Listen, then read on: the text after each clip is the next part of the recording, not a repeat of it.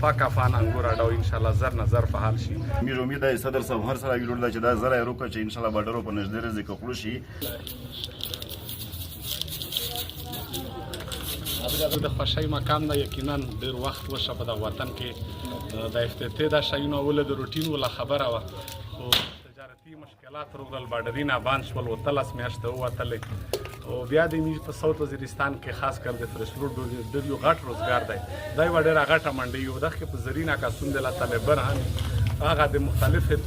شعبې سره تړلې دي کا کاټن دی کا منډۍ دو کا لیبر دی کا ترانسپورټ دی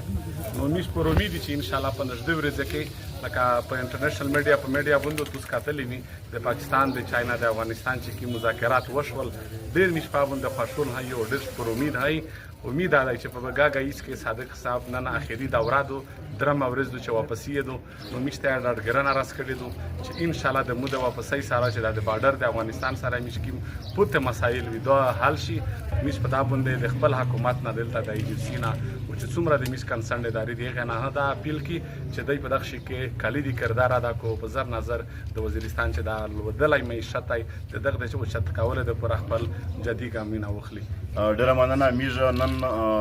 په جنوبي وزیرستان کې د فریش فروټ یونین طرف نه یو افیس هم کولاو کو چې دغه سره سره و کاټن هم په صحیح نرخ باندې ان شاء الله خلک ته ملاویږي. خلک د سہولت د پورا اسلام آباد کې هم فروټ کمپنی لري او